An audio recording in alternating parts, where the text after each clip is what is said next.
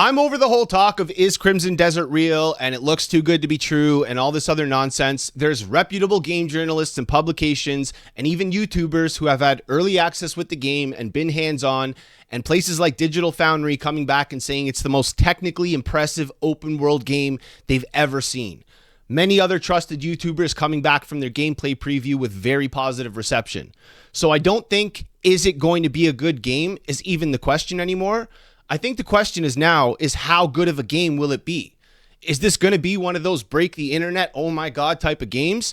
Or is this just going to be another ambitious middle of the road kind of overhyped mess? Every once in a while, a new game seems to come out and set the new standard for what's possible in its respective genre. Games like Witcher 3, Zelda Breath of the Wild, Red Dead Redemption 2, all set new standards for what was possible in an open world game, and for many years after, anything coming out would often get compared to these games, and for good reason. They broke ground in what they did for open worlds and what was possible. My only question is now is will Crimson Desert be one of these genre-defining experiences, or just another overhyped game in a bloated sea of AAA map quest markers? Taking a deeper look into the game and at Pearl Abyss, the team behind it, I think the answer actually becomes pretty clear.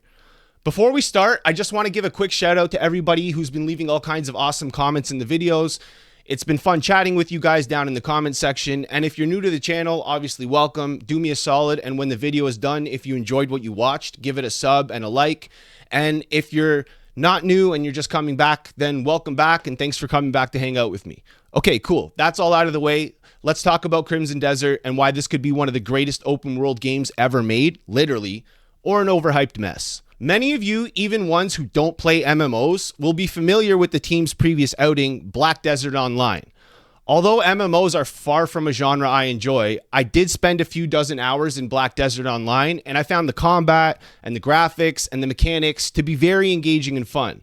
I dropped off once the game became a grind like any other MMO, but I lasted longer in it than I do in most MMOs I try, so that's saying something. That being said, the team made a boatload of money obviously off of that game, and it looks like it's being reinvested wisely. Crimson Desert actually started off as another MMO, but during development shifted to a single player experience, and over the last 6 years, the team's been hard at work crafting their game. It's been noted, obviously, that during development, they did run into some mismanagement issues, as well as some feature creep, which can be expected due to the size of the project and all its ambitions. Feature creep, for those of you who don't know, basically, it's when you jam so much into your game and you keep adding so much into your game that so many ideas and systems eventually start to collide and cause problems and bugs. But it seems that the team's taken some years to sort all that out, so that's good news. Other good news is the game is not running on Unreal Engine 5, but instead on the team's own proprietary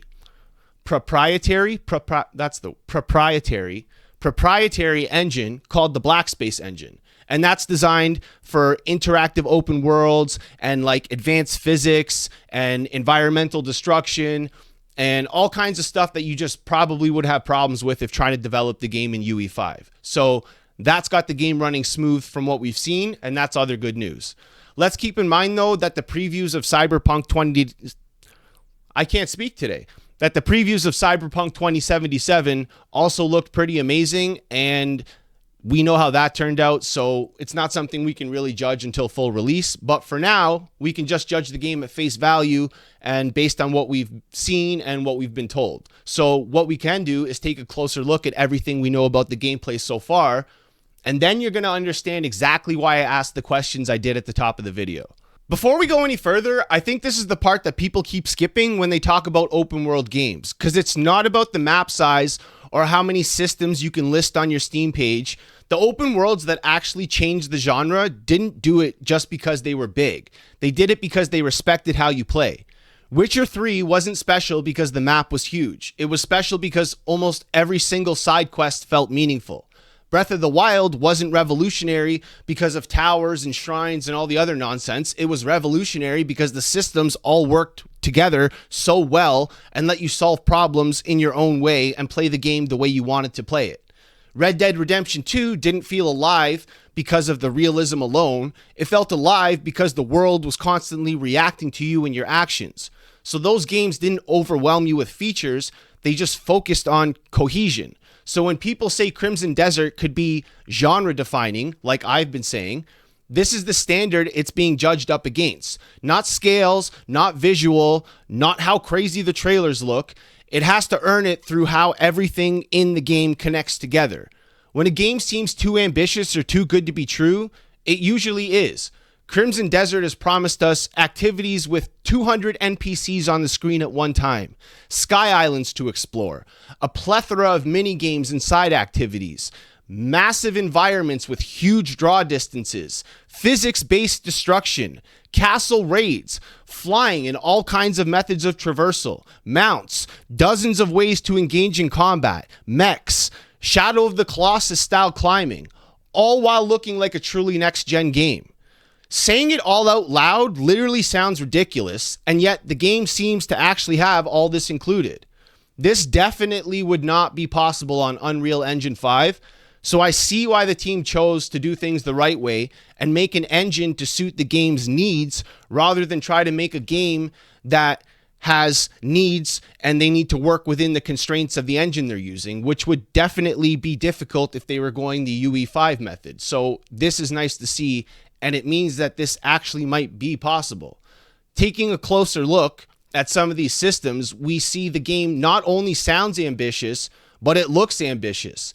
The open world is said to be over twice the size of Skyrim and much larger than even Red Dead Redemption 2. The developers have stated they want the game to have the feeling of exploration and inspire a sense of wonder, which they've definitely done, because I'm sitting here wondering how all this is possible to pull off and how it won't fall into the issue many open world games of having too large of a map and basically being too big for no reason. Will Powers, who is the PR director at Pearl Abyss, stated they're keen on avoiding the open world trap of massive but lifeless worlds, and that size doesn't matter if there's nothing to do.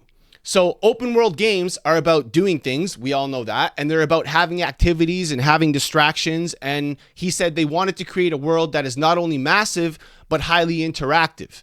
So this could be all just PR marketing and really good PR speech, but if it turns out to be true and everything turns out how they intended, we might get something unlike we've literally ever had before. I think, though, that this is where many people's hesitation obviously comes from.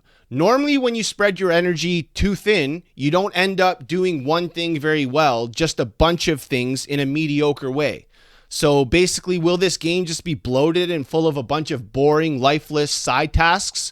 Or will it actually be a truly next-gen interactive experience building itself into something that we've never had and basically showing it is what it's hyped itself up to be? So this is where Crimson Desert either becomes something special or completely collapses under the weight of its own hype, because having a lot of systems is not really that impressive anymore. What matters is whether those systems actually feed into each other and interact with each other. So exploration has to lead to progression. Progression has to change how combat feels. Combat has to interact with the environment, and the world has to respond to what you do. If fishing and crafting and traversal and combat and side activities all exist in their own little bubbles, then this is just going to be another bloated open world with pretty graphics. But if those systems constantly overlap and reinforce each other and play into each other, then suddenly exploring a big open world will feel exciting again. And that's the difference between like a Ubisoft checklist and an actual sandbox. From what we've seen so far, Crimson Desert looks like it's at least trying to build itself up to be part of that interconnected design I'm trying to describe. Physics affect the combat, combat affects the environment, gear and progression are tied to exploration. All the pieces that should be there are there. The question is now, will it all just fall together? From what's being said in previews, you don't actually even get XP from combat, and there isn't like a traditional skill tree to dump skill points into. Instead, your growth is tied to what you actually do in the open world, which sounds exciting. You complete quests and you earn abilities for it and upgrades through actual progression. And your powers and abilities shift and are based on the gear you're wearing. And the gear you find is based on actually going out and exploring the world. So the incentive isn't grind enemies, it's go out there and find stuff, which sounds awesome. And I really actually like that because it turns exploration into the progression system. If the best upgrades come from exploring and side bosses and hidden areas and like gear rewards and stuff you could actually miss, then the open world has a good reason to be big and exist. And that makes me excited for an open world game, because now lately it's felt like they're just big for no reason. Crimson Desert looks like it's trying to make the environment feel physical and like it actually has weight. Wind isn't just trees doing the same animation loop of trees and grass, everything swaying at once. You can actually see stuff shift around, and it looks like it's actually being simulated with real wind and stuff. The water stuff, which is way more detailed than it needs to be. You don't just come out of the river and you're like soaked from head to toe if you only walked up to your knees in the water. It looks like the water actually only wets the part of you that touched the water. These are things I normally don't care about and couldn't give a shit less about in a game. But the levels to which they've gone through to make this show and to make these systems work, I have to admit, is very impressive. The destruction looks super impressive too. This isn't like full Battlefield, like fucking blow the walls to dust type thing, but it does look like certain structures can collapse and break apart in a way that kind of feels realistic. You can have siege weapons that actually hit castle walls that actually fall down with real weight, trees getting knocked over, smashed through parts of buildings and towers, whatever. This is something I'm super excited to try for myself, because just seeing it in like a vertical slice of gameplay is exciting. But I want to see how that actually feels, and if that feels like it has weight to it and everything else when I actually get my hands on it. And even enemies look like they're affected by the world. When you hit someone, it's not just like their health bar goes down. They're getting bounced off walls and knocked into barrels, breaking them. I can't wait personally to Spartan kick enemies from high places and just watch them go flying. I swear in Assassin's Creed Valhalla, I spent hours just luring enemies onto high places so I could just Spartan kick them off and watch them fly off. So I don't know, whatever that says about me, but that's fun. The combat seems like it's doing something unusual also for a single player open world game. Is now it's almost like a fighting game where there's button prompts and combos, and it's not just like your typical light and heavy attack, but instead it borrows kind of like from the Black Desert Online system where you actually have like button combos. Think of attack combos, like I said, almost like in a fighting game. That's more how combat works, which I think is a much welcome change to the standard fare of just light attack, heavy attack only. So also, speaking of unusual combat, did you guys play Shadow of the Colossus ever, right? Or I guess even recently Dragon's Dogma? Do you know how fun it is to be a small little man and climb up on a big giant enemy and clamber up on their fur and find their weak spot and stab them where you have to? Do you know how fun that is? It's a lot of fun, and this game has that. So I think that's one of the coolest systems ever invented or implemented into a game, and Crimson Desert seems to even have their own spin put on this, as we can see in the previews. So another thing I'm incredibly excited for. Some other interesting things is there is a confirmed crime system, meaning if you start acting like a menace in towns or mess with the wrong people, the game doesn't just shrug it off. You steal something, you attack NPCs, you cause trouble, and supposedly the world responds. Towns seem like they're packed. NPCs don't just seem like they're background props. You've got multiple factions, settlements, and groups all existing at the same time. What's still unclear is how much agency these factions actually have. Do they actually give quests, or do they react to your actions? Do alliances actually matter? Do grudges carry forward, almost like a nemesis system? Or is it mostly just like flavor and small side stuff? I'm not sure yet. We'll have to wait to find out. But I think either way that scale goes, it'll be well done. Speaking of flavor and side stuff, we have fishing, hunting, crafting, cooking, puzzles, climbing ruins, floating sky islands, gliding across giant landscapes, portal-style transitions to other areas, tavern activities, mounts, very weird mounts. It genuinely looks like the developers said, what if we just don't cut anything? Like, on one hand, that's very exciting. The variety alone makes the game and the exploration feels like it's going to be unpredictable and fun. You're not just moving between quest markers. You're flying on a dragon. You're piloting a mech, stumbling onto side activities, systems, all kinds of cool distractions, things that make the world feel busy and alive. But on the other hand, that's kind of where games usually collapse under their own weight. Too many systems can mean none of them are going to feel deep, and they're all just going to kind of feel half-baked. And the success of all this is going to come down, like I said, to the integration. Do these activities feel connected, or are they just like a checklist of features the game has? From everything we've seen, it looks like the team understands the problem that they're trying to solve. It wants to make an open world that is worth exploring. So this doesn't feel like a game that's just big to be big. It feels like a game that's trying to make exploration matter again by tying progression, combat, physics, and the environment all together instead of treating them as separate systems. That doesn't mean it's guaranteed to work. Integration's obviously hard. This is not going to be something that's easy to pull off, but it seems like they're confident in what they have here, so we'll see. 20 or 30 hours, I'd say, is where you normally find out if systems stay interesting in an open world or it all just kind of starts to feel repetitive. So we're really going to have to get our hands on the game to figure that part out, but I'm feeling confident. Also, what's encouraging here is that the design choices at least point in the right direction as well.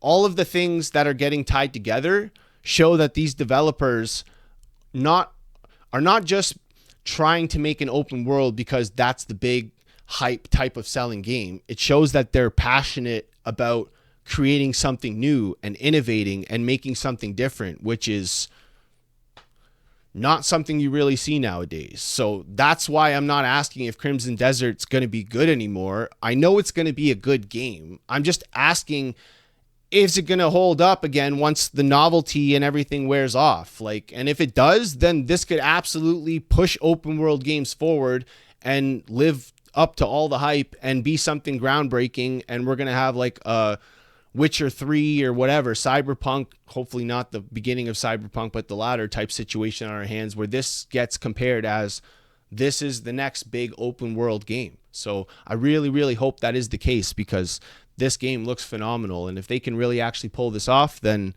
we're definitely going to have something special on our hands. So yeah, I think that's all about really I have to say about this game until it comes out. But if you guys enjoyed this chat and want to see me maybe do a review after or discuss the game once it releases, then let me know in the comments. I've been nervous about doing reviews on this channel or even doing previews like this about games, but it's something I'd be good at, I think. So you guys let me know down below if it's something you want to see more of, and I'll keep doing it for other games as well. Please share your thoughts and let me know if you're also excited for this game or if you think it's going to flop under all the hype. That's what I'm more curious about is, do people think that this is actually going to be the next big thing? Or is everybody kind of reluctant to think that and just like, yeah, this game's probably going to flop or be overhyped? I really think it's going to blow everybody out of the water, but I just think we've all been burned so many times that we're scared to get too excited. But as always, I'm super curious to see what you guys have to say, and thanks for coming to the channel to hang out. I'll see you guys in the next video next week, and that's it. Cheers, everyone. I'm out.